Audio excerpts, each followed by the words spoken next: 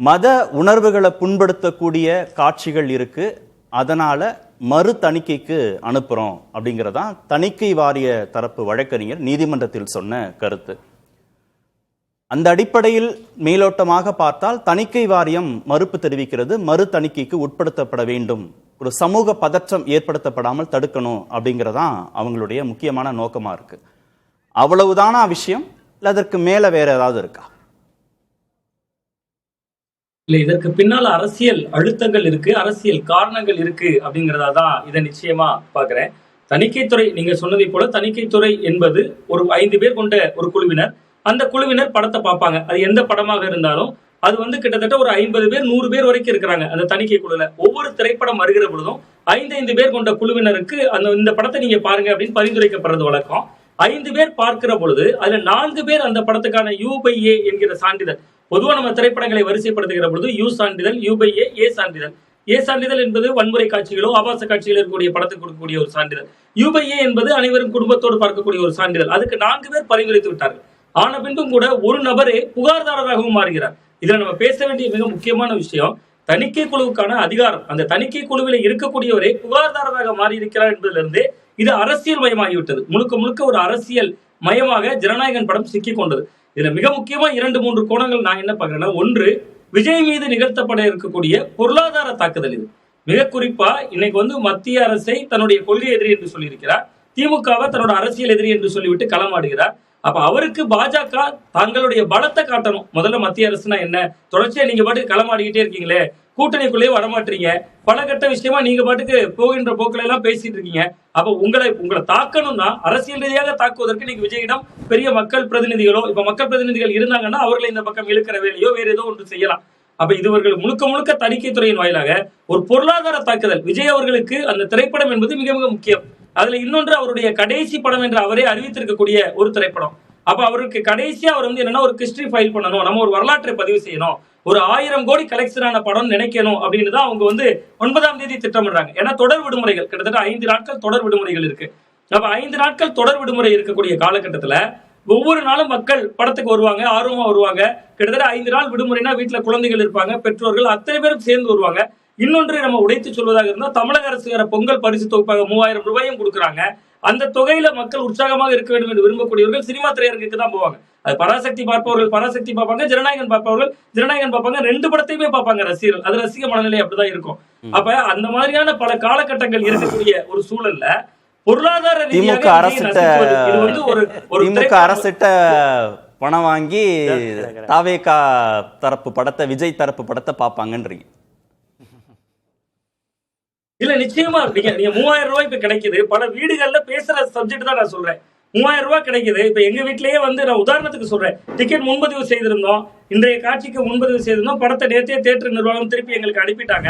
அனுப்பிற பொழுது வீட்டுல சொன்னேன், முதல் நாள் காட்சி 6 பேர் போறோம்னு, அதான் கவர்மெண்ட் 3000 ரூபாய் கொடுக்குது இல்ல, அதுல நமக்கு இந்த மாச பட்ஜெட்ல டேலியா இருந்தா பல குடும்பங்கள்ல பேசுறாங்க. இது மக்கள் கிரவுண்ட்ல பேசக்கூடிய ஒரு முக்கியமான விஷயம். பொங்கல் பண்டிகைக்கு 3000 ரூபாய் கொடுக்கிறது ஒரு தமிழர் திருநாளுக்கு கொடுக்கக்கூடிய ஒரு தொகை.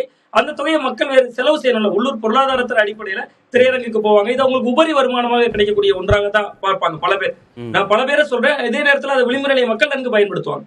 அப்ப நீங்க மிக முக்கியமா பாத்தீங்கன்னா, இந்த ஒன்று விஜய் மீதான பொருளாதார தாக்குதல் சார். இன்னொன்று மிக முக்கியமா கூட்டணிக்குள் வருவதற்கு ஒரு அழுத்தங்கள்ல ஒரு வகைகளில் ஒன்றாகவும் இதை நான் பாக்குறேன்.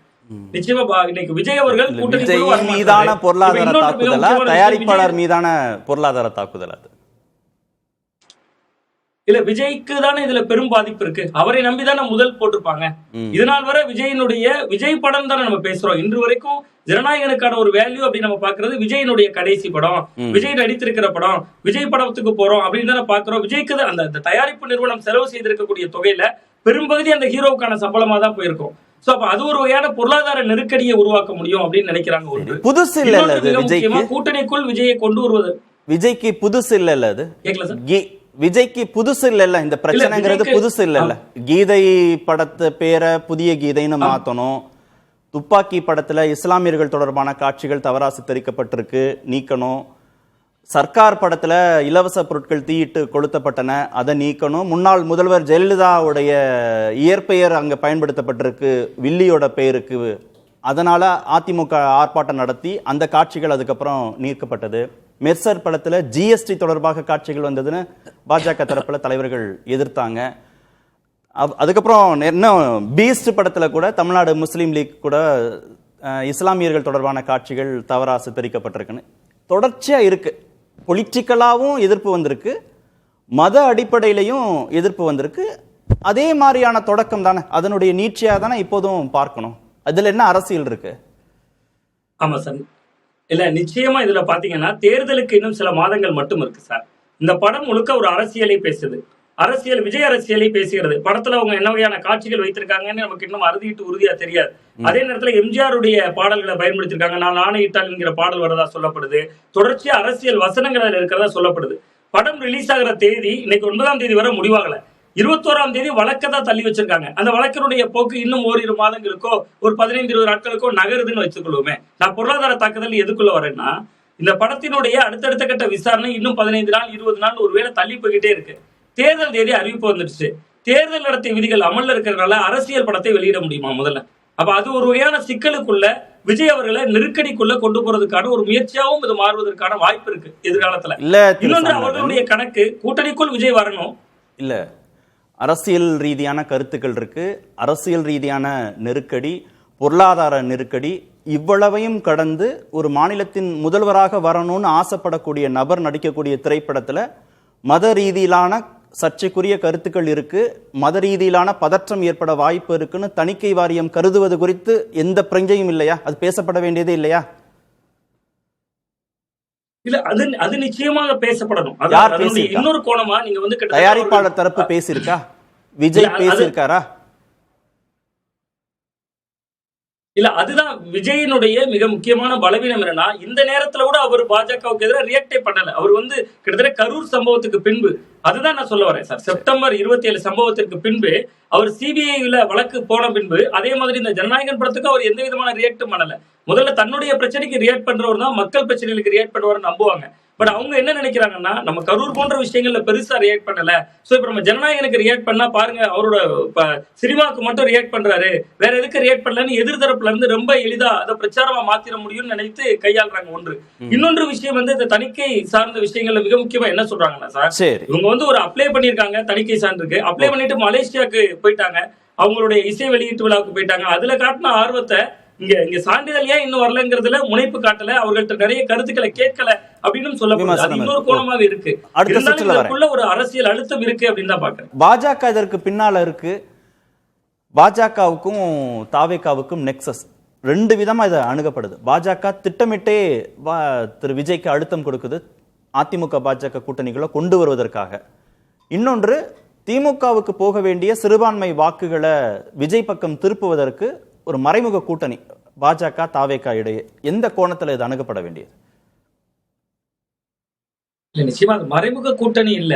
விஜய் வந்து பாஜக எதிர்ப்பு அப்படிங்கறத அவர் கொள்கைகளை எல்லாம் உள்வாங்கி அறிவிக்கல. அவர் பாஜக எதிர்ப்பு அப்படின்னும் திமுக எதிர்ப்பு அப்படின்னு தொடர்ந்து தன்னுடைய அரசியல் எதிரி கொள்கை எதிரின்னு செயல்பட்டு வர்றாரு. பட் அவரை வந்து பாஜக கூட்டணிக்குள்ள கொண்டு வர முடியல. அந்த நேரத்துலதான் பாஜக என்ன நினைக்கிறாங்கன்னா, பல நெருக்கடிகள் கொடுக்கலாம், அதுல சினிமாவை ஒரு ஆயுதமா பயன்படுத்துறாங்க. இதுல பாஜகவுக்கு 2 லாபம் இருக்கு சார். ஒருவேளை நெருக்கடிகளுக்கு பயந்து விஜய் அந்த பக்கம் போயிட்டாருன்னா அது பெரிய லாபம். நம்ம நினைக்கிற மாதிரி ஒரு கணக்கீடு செய்யறோம், சிறுபான்மையினர் ஓட்டு பத்தி பேசுறோம், கிறிஸ்தவர்கள் இஸ்லாமியர்கள் சேர்ந்து தமிழ்நாட்டுல 12%. அதுலயும் அந்த யங்ஸ்டர்ஸ் கூட அவங்களுக்கு அரசியல் புரிதலோட பாஜக கூட போயிட்டாருன்னு பார்க்க மாட்டாங்க. விஜய் என்பது ஒரு சக்தி, அதனால ஓட்டு போடுவாங்க. அது ஒரு பெருவாரியான ஓட்டா கூட அது மாறலாம். அது வகையில கூட்டணிக்குள்ள போனாலும் பாஜகவுக்கு லாபம். அவர் கூட்டணிக்குள்ள போகாம விஜயும் பாஜகவும் எதிரிகள் என்கிற ஒரு தோற்றம் வந்தா கூட தமிழ்நாட்டுல 2019 தேர்தல், 21 தேர்தல், 24 தேர்தல், இந்த 3 தேர்தல்களா வெற்றி தோல்வியை திமுக தக்க வைத்துக் கொண்டிருக்கிறதுக்கு, வெற்றியை தக்க வைத்துக் கொண்டிருப்பது பாஜக எதிர்ப்பு தான் காரணம். அப்ப பாஜக விஜய்க்கும் எதிரி, இனி திமுகவுக்கும் எதிரி. அப்ப 2 பேருக்கும் எதிரி என்கிற பொழுது பாஜக எதிர்ப்பு ஓட்டுகள் சிதறும். அதுவும் பாஜகவுக்கு லாபம். பாஜக தான் கணக்கு வைக்கிறாங்க. இதே நீங்க சிபிஐ என்கொயரி மூலமா நெருக்கடி கொடுத்தா தென்னிந்தியாவினுடைய முகமாகவே மாறிவிடுவார் விஜய். ஏன்னா இன்னைக்கு கேரளா, கர்நாடகா, ஆந்திரா போன்ற மாநிலங்கள் எல்லாம் அதனுடைய தாக்கம் இருக்கும். ஏன்னா சிபிஐ என்பது எல்லாராலையும் கவனிக்கப்படக்கூடிய ஒரு அமைப்பு. அதே ஒரு சினிமாவுக்குள்ள மோதுகிற பொழுது அது ஒரு பொருளாதார தாக்குதலாக மட்டும்தான் இருக்கும். விஜய்க்கு நெருக்கடி கொடுத்ததாகவும் இருக்கும் அப்படின்னு பாக்குறாங்க. இன்னும் ஒரே ஒரு விஷயம் சொல்ல விரும்புறேன். நீங்க திமுக இன்னைக்கு ரியாக்ட் பண்ணிருக்காங்க, தமிழக முதல்வர்களே ரியாக்ட் பண்ணிருக்காங்க. அந்த விஷயத்தை கூட குறிப்பிட்டீங்க. பராசக்தி படத்துக்கு சென்சார் சான்றிதழ் கிடைத்த பின்புதான் ரியாக்ட் பண்ணிருக்காங்க. அதுக்கு முன்பு திமுகவே வந்து பெரிய அளவுல வந்து சென்சார் போர்டுக்கு எதிராக பெரிய களமாடல. அதுதான். அப்ப இது வந்து ஒரு திரைப்படம். பாஜக எதிர்ப்புல திமுக சமரசம் இல்லாம இருக்காங்க, அதுல எந்த சந்தேகமும் இல்ல, கடுகளவு கூட சந்தேகம் இல்ல. பட் சிஎம் அவர்கள் இந்த கண்டனத்தை என்று சொல்வது கூட இன்னைக்கு பராசக்திக்கு வெளியாவதெல்லாம் உறுதி செய்யப்பட்ட பின்பு UPA சான்றிதழ் எல்லாம் வழங்கப்பட்ட பின்புதான் ரியாக்ட் பண்ணாங்க. அப்ப இது ஒரு திரைப்படம் என்று வருகிற பொழுது பல ஆயிரம் பேருடைய வாழ்க்கை சார்ந்து ஒரு பெரிய ஒரு தயாரிப்பு நிறுவனம் சார்ந்து அந்த பொறுப்பு விஜய்க்கு இருக்கு. அந்த வகையிலும் விஜய் இதுல மௌனமாக இருக்கிறார். பேசும்.